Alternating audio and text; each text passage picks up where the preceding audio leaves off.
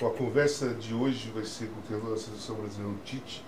Para mim é uma honra de conversar. Obrigado por ter topado, mas não é só pelo trabalho que você faz na Seleção Brasileira. Você ser uma pessoa do bem no meio do futebol.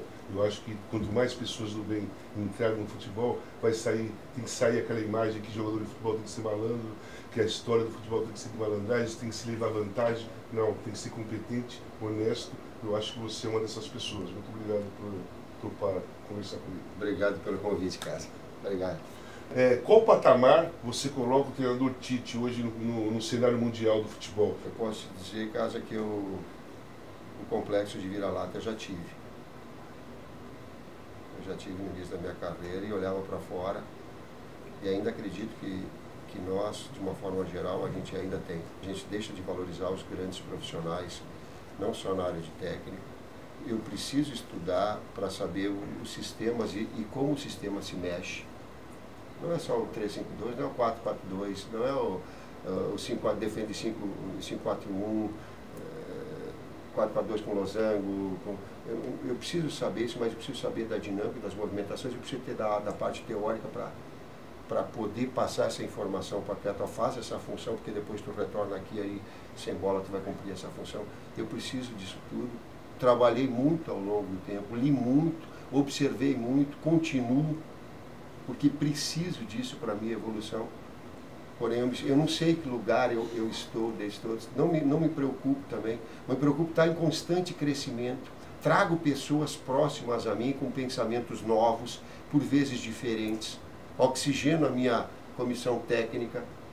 Então hoje tem Silvinho, que trabalha na Europa, que foi agregado recentemente. Tu traz pessoas que tecnologicamente tu tem o Fernando, o último, que era do Cifute do Corinthians, está no CPI, conduzindo toda a situação. Informações, vídeos, interpretações, que elas sejam importantes para tu estar sempre olhando com um viés diferente do teu, e fazer tu pensar, fazer refletir. Tenho isso para comigo e constantemente busco. Não sei que lugar estou, mas me sinto muito tranquilo em fazer um treinamento ou sentar numa mesa e dizer assim, numa mesa, como é que são os movimentos, com quanto tu ataca, com quanto qual é que é a transição, vamos trabalhar, vamos falar taticamente, vamos falar no aspecto psicológico do atleta, vamos falar no aspecto físico do atleta, de quantificação de carga, vamos.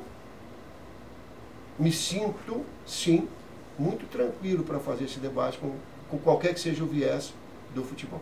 Em 2014, teve aquela tragédia, né, 7-1 para a Alemanha, no Brasil.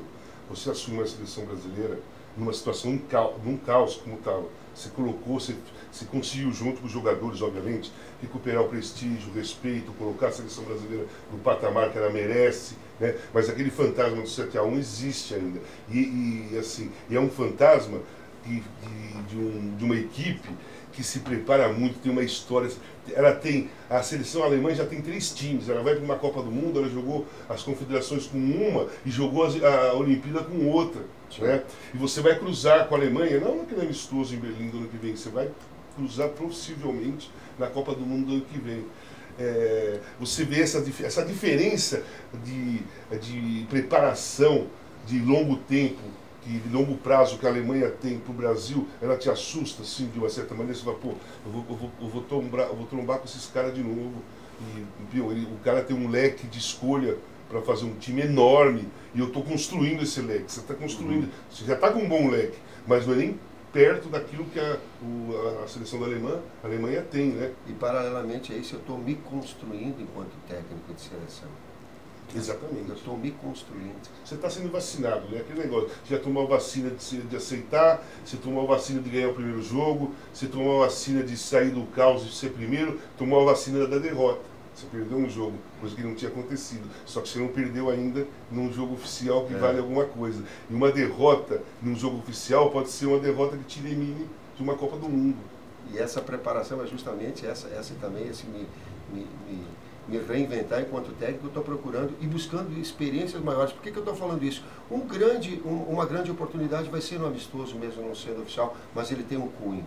Porque fica envolvendo tudo isso, Brasil e Alemanha, historicamente vai ficar. Assim como o Brasil e o Uruguai ficou, vai ficar. Assim como o Brasil ganhou da Alemanha também. Mas como o Brasil e Itália. Assim como o Brasil e Itália. Ficou a história. E sempre que o Brasil e Itália vem aquele negócio na cabeça de novo. Então, esses grandes marcos, essas grandes conquistas da vitória de 2002 contra a mesma Alemanha, então elas ficam marcantes, é inevitável. Tem que encarar isso com naturalidade como uma etapa da história que aconteceu. Agora é uma outra. Passou uma etapa que aconteceu, serve para muitos aspectos positivos, serve para refletir, serviu para os técnicos reconduzirem o seu trabalho, reavaliarem, buscarem esse aprimoramento. Trouxe por parte da imprensa de vocês, ela mexeu, de hoje vocês terem a capacidade de análise tática, técnica, aquilo que eu falei, física, emocional, tem diversos viés de análise do jogo, e não só aquele do, o resultado é o mais importante, mas o resultado todo mundo sabe, mas me dá o contexto, me diz o porquê, me faça alguma abordagem diferente. Tem. Está faltando, eu vou te dizer, para mim, os dirigentes, eles procurarem crescerem, eles procurarem trabalhar em equipe mais, na hora que tiver um problema com o seu técnico, com a sua equipe, eles sentarem, e estou sendo direto, é uma crítica aos dirigentes maiores, estatutários, mais do que os executivos, busquem qualificação para saber avaliar que tipo de executivo tu vai trabalhar, que tipo de ideia o técnico tem, que tipo de ideia o preparador físico tem, e na hora que tiver problema, sentem. E eu já falei, o que fala? Pô, falta no nosso time, o técnico, falta, eu preciso de um atacante melhor, eu preciso de um defensor melhor, 3, 4 peças, não precisa mudar todo o time, viu? Não precisa tirar aquele clichê, é melhor trocar um do que trocar o grupo todo. Essa é uma daquelas mentiras que me dói na alma, casa. Não precisa reajustar, precisa trabalhar em equipe. Talvez faltem a ele mais conhecimentos para trabalhar em equipe. E agora, vai ter 2 jogos, vão ter 2 jogos, Equador e Colômbia. Você tem jogadores brasileiros que estão em plena forma, no meio de um campeonato brasileiro super competitivo, e jogadores que são titulares da seleção brasileira, ou aqueles que fazem parte do grupo até agora, que estão voltando de férias, estão fazendo pré-temporada e não jogaram nenhum jogo oficial, competitivo, só jogos de pré-temporada. Como vai ser o modo de convocação? Como que você vai avaliar isso? Equilibrar tudo isso, caso é um dos desafios desse momento e dessa convocação. Nós temos acompanhado, inclusive o Kleber e o Fábio estão acompanhando na Europa, juntamente com o Silvinho, esses atletas, eu e toda o restante da comissão técnica acompanhando aqui no Brasil, e o melhor momento de cada um. Associado a isso, aquilo que a gente deva aproveitar de trabalho. A equipe classificada, ela também pode, de uma forma diferente, tática, ser um pouquinho mais agressiva, mudar o seu sistema. Vou pegar um exemplo específico, trazer um Coutinho para uma faixa central do campo, como ele está sendo aproveitado no Liverpool também, e a possibilidade de utilização do William, para te dar um exemplo. E outras variações mais que tu possa ter para preparar a equipe. Quando ela chegar no Mundial, ela já ter utilizado formas alternativas que dão confiança ao atleta. Assim, como jogador de futebol, qual o tipo que você prefere? Eu, particularmente, eu sinto muito falta, principalmente na atual situação do país, social, política e tudo mais, de uma participação maior de jogador de futebol, que eu acho uma figura importante, formador de opinião, e os jogadores brasileiros, na minha opinião, eles são alienados de tudo que acontece dentro do país, né? Ou não querem falar, ou não estão preocupados com isso, ou não se interessam mesmo, não têm capacidade para isso. Você acha que, para você, o jogador de futebol brasileiro, eles deveriam participar mais da vida social? Te incomoda se ele fizer isso? Você prefere aquele que fica calado e vem jogar futebol? Aquele que não discute com você? Que tipo de jogador você prefere? Até assim, não é só jogador, que tipo de humano você prefere conviver? Que fale a sua verdade, de forma educada, mas que fale a sua verdade, que tenha posição.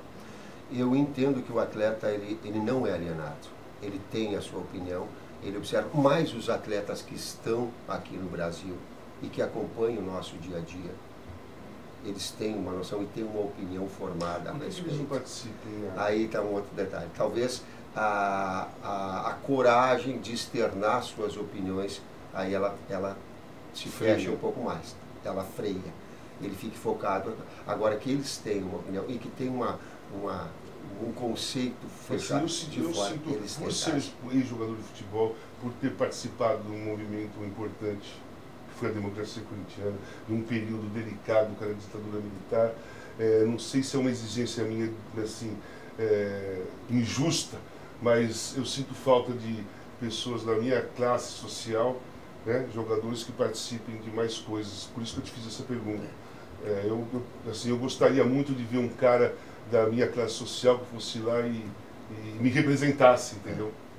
Eu também tenho, às vezes, quando eu era um técnico sem uma evidência maior, um cargo me proporciona isso, eu pensava assim, ó, por que o técnico, os feras agora não fazem alguma coisa para melhorar a classe, para melhorar? Então agora eu estando desse lado, eu procuro externar o meu ponto de vista sem ser arrogante, sem ser prepotente, sem ser dono da verdade, mas externar as minhas opiniões. Assim como externo a minha opinião que cada informação de corrupção que tem me dói na alma, cara. Eu me sinto envergonhado. E fico torcendo para que cada vez mais as instituições que possam punir a corrupto, elas possam cada vez sejam mais fortalecidas. E que cada vez mais que a gente invista em educação, a gente vai ter uma atividade. Então, deixar bem clara a minha posição enquanto o ser humano, Tite, brasileiro, o cidadão brasileiro, você vê um futuro melhor para o país em relação à política, em relação à violência, em relação à educação, em relação a se viver bem do jeito que o cidadão brasileiro merece, né? Um país maravilhoso como esse, e a gente não consegue usufruir dele porque a gente se sente inseguro dentro do nosso próprio país, que é um paraíso. O cidadão Tite, ele acha que a coisa pode modificar. Você tem expectativa, esperança que você vai respirar um ar assim de segurança? Sim, tenho, casa, uma escala de valores diferente. Eu digo assim que o esporte ele pode proporcionar a parcela que eu tenho de contribuição. Primeiro, eu não sou um cara aqui para ficar dizendo de que eu sou um cara certo, correto, que faço coisas, absolutamente. Mas eu tenho sim a responsabilidade de passar que eu passo com a intenção de fazer as coisas certas. E quando tu tem essa premissa, tu já dá um primeiro passo legal. E eu entendo que esse momento que nós estamos vivendo social, de uma maneira geral, ele vai sim, e esse aspecto de punição, porque é uma forma educativa, senão ela não acontece, ela reflete no meio do esporte, ela reflete no meio do torcedor que vai e se sente, eu posso agredir, eu posso matar, do que não vai acontecer nada. E daqui a pouco a minha impunidade, porque eu estou no meio do povo, eu estou no meio, da torcida, eu estou no meio, ela vai se diluir, não vai acontecer nada comigo. Vai passar. E nós estamos num momento de depuração. Eu torço e quero participar para que isso aconteça. Quero, de alguma forma, volto a dizer, ficar focado no esporte, mas sem ser o alijado, sem fugir da minha responsabilidade social. E educação, invista em educação. Esporte, o Sócrates falava isso. Uhum. O esporte é o meio mais barato de educar. Educação física no colégio é fundamental. Não queiram colocar como opcional. Ela é um momento de educar. Existe a aculturar e existe educar. O esporte ajuda a educar.